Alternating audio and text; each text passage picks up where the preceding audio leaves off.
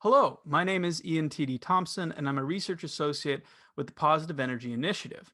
As part of the initiative's Policymakers, Regulators and Courts project, over the past months, I've engaged in extensive research and analysis examining the historical evolution of five energy regulators in Canada through the lens of regulatory independence. This research, along with 27 expert interviews conducted last year, form the basis of five case studies set to be published later this fall.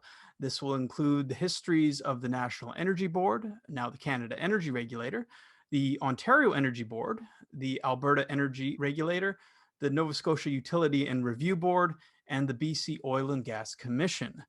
While research for this project is being further finalized this summer, I'm excited to present to you in the meantime a brief explainer video based on some of the research. Here is a selected timeline of some of the key dates in Canadian regulatory history. Our selected timeline begins in the oil province of Alberta in 1932. This was the year the province established the Turner Valley Gas Conservation Board, its first resource regulator. The board was created to address the waste of gas and the out-of-control exploitation of the Turner Valley field. Notably, prairie provinces were only granted jurisdiction over their natural resources in 1930, and prior to this, the federal government neglected adequate regulation of Alberta's natural resources.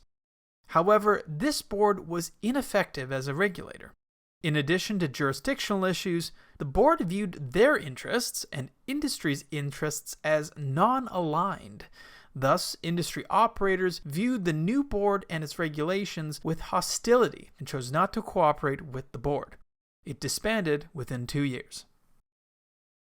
In 1938, the province would try again to establish a conservation board, creating the Petroleum and Natural Gas Conservation Board. Several traits contrasted this board with the Turner Valley Board. This included greater authority in regulating conservation measures for the oil and gas industry across the province, not just the Turner Valley field, and a less antagonistic and more consensual and collaborative regulatory philosophy taken with the industry operators. Further, the government and the board's model took inspiration from the then new independent commission administrative model seen down in the U.S. states of Texas and Oklahoma.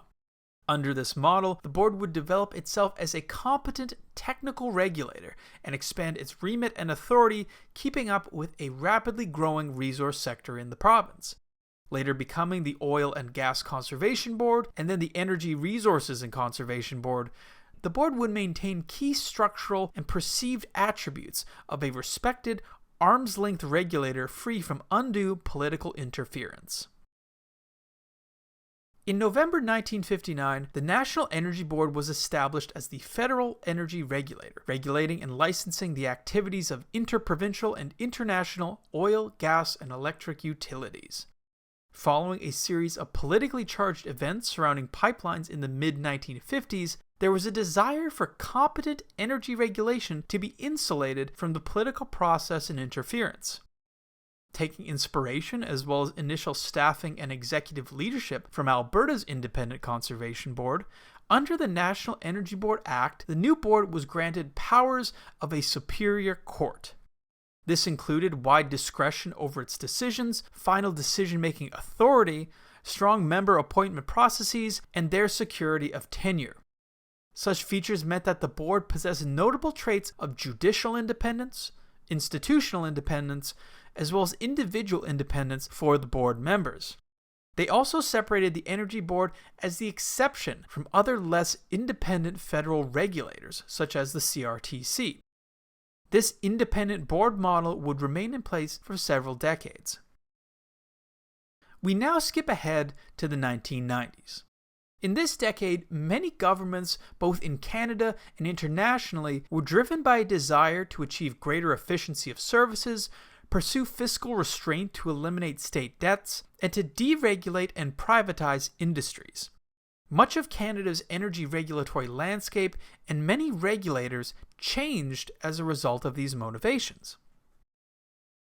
In 1992, the Nova Scotia government consolidated 4 boards to create the Nova Scotia Utility and Review Board.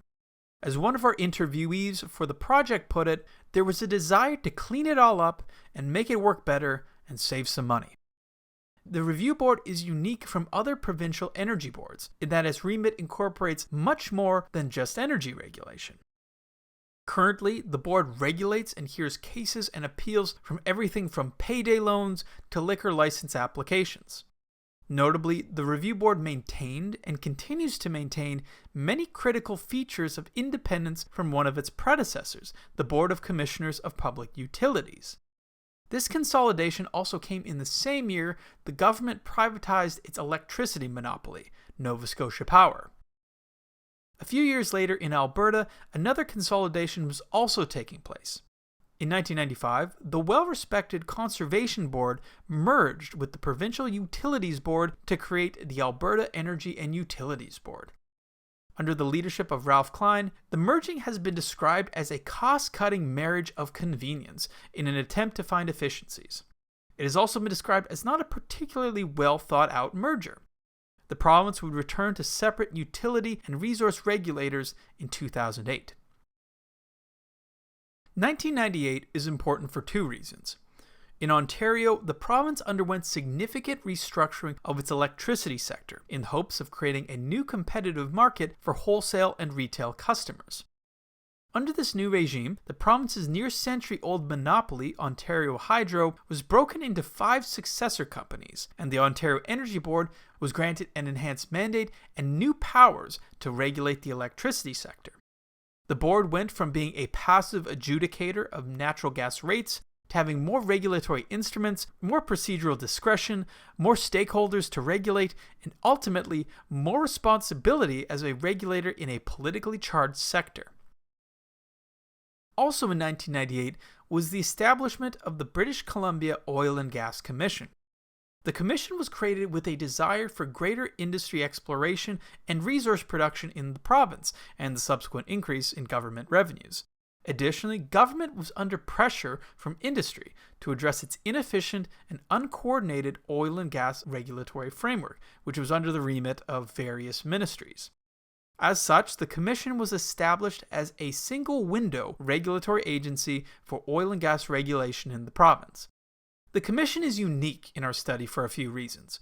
Most notably, it is not a tribunal like our other regulators, retaining a more flexible corporate agency model. Its independence is also unique.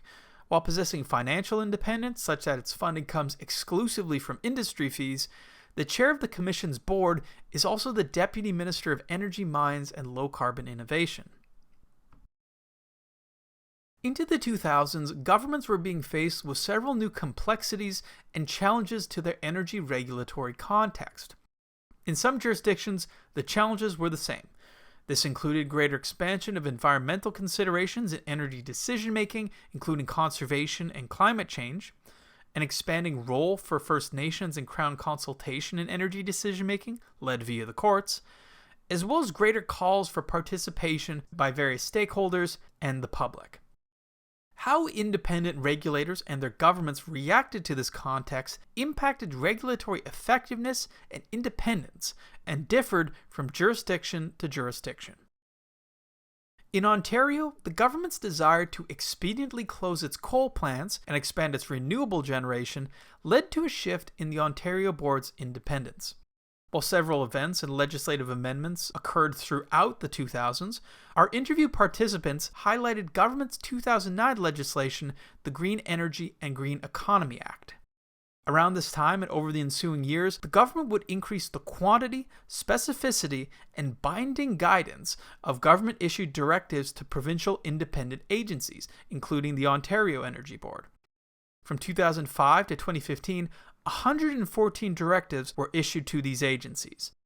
During this time, it is said that the OEB acted more as a government agency and technical implementer to the government rather than as an independent quasi-judicial regulator.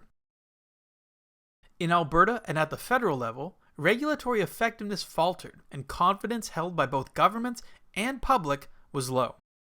This was witnessed with issues surrounding high-level major projects such as the Northern Gateway Pipeline and Alberta's Altla Link 500 kV transmission line project in the late 2000s. In light of this, governments reacted. In 2012, the federal government and the Alberta government both introduced new legislation affecting their respective resource regulators and key elements of their independence. Under the Jobs, Growth and Long-Term Prosperity Act, the National Energy Board changed from having finality over important regulatory decisions to only making recommendations on applications to Cabinet. Additionally, the legislation imposed procedural constraints through mandatory time limits for applications. The changes affected the perceived, procedural, and individual independence of the NEB and its board members. In Alberta, the Responsible Energy Development Act rebranded the Energy Resources and Conservation Board as the new Alberta Energy Regulator. While the regulator received an expanded remit, particularly in regards to environmental regulation, Cabinet and the Minister also received enhanced abilities to intervene and be prescriptive in the regulatory framework. The most recent years have continued to be marked by contentious megaprojects, complex and political resource decision-making, and in some, but not all cases, declining confidence in energy regulators. For instance, at the federal level in 2019, after years of declining public confidence and its perceived independence in doubt, the National Energy Board was replaced with the Canada Energy Regulator. In November 2020, the government introduced the Canadian Net Zero Emissions Accountability Act, which would legislate net zero emissions by 2050 in the country. However, questions remain over how Canada and its provinces will meet this goal. For instance, what will be the role for arm's-length energy regulators? Additionally, how should we view their regulatory independence with this goal in mind? We can learn a lot from our history. As Theodore Roosevelt has said, the more you know about the past, the better prepared you are for the future. With Positive Energy's case studies, I will be providing a historical evolution of Canada's key energy regulators. Set for publication this fall, we hope to provide decision makers with critical analysis, looking forward by looking back. Thank you for your time.